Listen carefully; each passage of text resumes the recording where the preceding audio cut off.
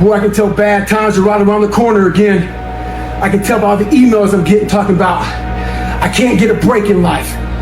I hate that damn mentality, but I can't get a break. You aren't given any breaks in life. You make them for yourself. We are all being tested in life. While my test is different than yours, you will be tested. And how you face that test and how you overcome that test determines the rest of your life. The one mentality that you must have in life is that regardless of what's in front of you, you still must grind. I'll never be in the Olympics, I'll never be a professional athlete, but still I grind. I fail at most things I do, but still I grind. I don't want to do half the shit I do, but still I grind. And that one day, you see me down a dark alley, run at 1 o'clock in the morning, know one thing. I was grinding. Stay hard. Like, I didn't care about losing weight. I didn't care about being the fastest person. I wasn't making the Olympics. I wasn't going to pros. I could barely read and write when I was a junior in high school. I wasn't going anywhere. I saw working out as a way for me to build calluses on my mind. I had to callous over the victim's mentality. So I watched these movies. I talked about Rocky last time I was on here.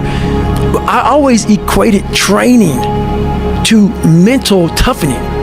Like, it always looked brutal. People waking up early and doing all these things, and it looked horrible. I was like, wow, man, I gotta start doing that. Not to get better, bigger, and stronger, but that is what's gonna build me. That looks uncomfortable. That looks brutal. And getting up early, I don't wanna do that.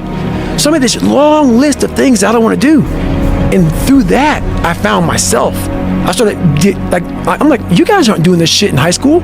You guys aren't getting up at 5 o'clock in the morning, running over here in this golf course. So I started seeing myself very differently than the average human being. I was like, hang on a second. I have something they don't have. And that's when I started to develop these things through working out. It was this great, never-ending work ethic. And through work ethic, I developed self-esteem.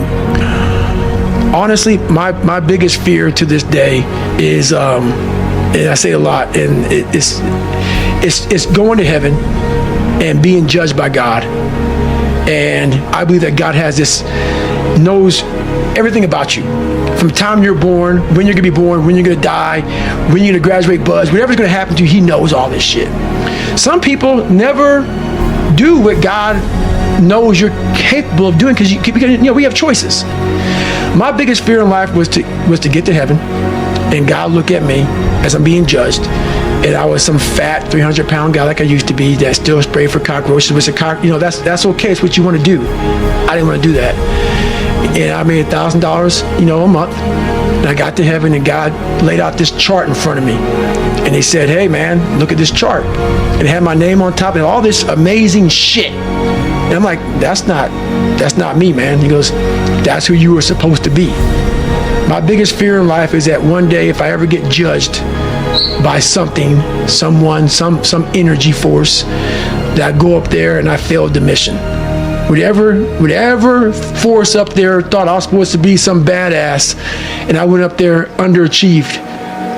I want that force up there that knows everything to be writing as I'm living and saying, I had no fucking idea he even had this in him. Mm-hmm. So I want to just be the best I fucking can. And a lot of people say that. I truly mean that. I still have to learn me. I still feel there's times where, as a human being, I'm a human, and you still fall back in these ruts of life where you think that you had a permanent fix because I've done all that. Nothing's a permanent fix, man. That's why I grind every day, because nothing is permanent. This is your brain when you're struggling to focus. And this is your brain when you're in the zone. I watched a lot of movies, and I was really big into visualization. And I always equated working out to struggle. And I struggled my whole life, but I ran from it. So I started realizing, man, I gotta start facing the struggle, and I gotta be mentally strong for the struggle. So that's why I started coming up with I'm training for life. Mentally, I'm training for life. I'm not training for to lift 400 pounds. And I found out on my own pretty much, is that through discipline, through self-discipline, through repetition, through tons of repetition of the same thing that you don't want to do, and that's the key thing. Through repetition of things you don't want to do, you develop mental, like an armor for your mind. You start to armor your mind, because your mind's like, okay, we suffer every day. It's what we do. We do stuff that sucks every day. So then when the suck stuff comes, you're ready for it. And that's how it started coming up. I just started being very uncomfortable, and now it's like just a way of life. The mind's a medieval motherfucker. It's constantly fighting against you. It's the only thing in the history of the fucking world that shows up on time every time. It has the tactical advantage over you. It knows your fears. It knows your insecurities. It knows everything about you. It might be the only thing in that world that knows all about you. You gotta know about it. It's gonna show up when you don't want to show up. It's gonna show up at the worst time possible when you want to be successful. It's gonna say, take the easy road. Take the easy way out. You gotta learn your brain like your brain has learned you. If you're willing to suffer and go back in the grind, that internal dialogue you have with yourself when you're in misery and you're uncomfortable, it's a real, scary, unfiltered, no lying dialogue between you and yourself. And people know exactly what the fuck I'm talking about when you're in a bad spot in life and your mind is saying all kind of shit. That's who you really are. That's the real you. No Rocky Balboa moments going on up there. You're like, hey, it's around 14. Let's come on. We got this. No, it's like, fuck this. I'm out of here, man. This is crazy. That's where the growth happens.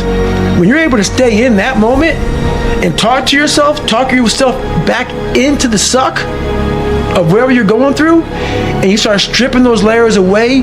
But as you're stripping those layers away, you're building calluses over top of shit in your mind. That's where the growth starts to happen, is when you have to force yourself to stay in it. You can't leave it.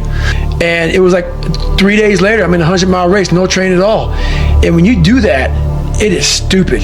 But what it does, if you're not going to quit it, like you just talked about, it breaks you down to nothing. You are suffering so badly mentally and physically that all of these demons are coming up, and you're trying to find answers, It was like living 19 hours. It's like 5 years I put into 19 hours of highs and lows and pitfalls and seeing the sun come up. And it was like, my God, I lived 5 years in 19 hours. It was unbelievable. Weak people hate strong minds. And there's an infestation of weak people in this fucking world. See, you're born with one mouth for a reason. To speak what you believe in. Speak your thoughts. Speak your truth. But what happens is the goal of weak people is to silence you. So what they do to you is to isolate you. The more they isolate you, the more you want to put a fucking you want to sew up your mouth right in the middle. You start speaking out both sides of your mouth. You don't stand for shit. And eventually what happens is, they make you so fucking soft, you become a fucking bobblehead. You try to shake in your head, yes, for whatever they fucking want. Speak your truth. Don't be a fucking bobblehead. Stay hard. All the knowledge for myself comes from that place. It doesn't come from the place of success.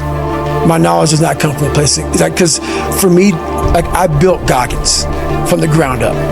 I was born David Goggins. David Goggins wasn't good enough.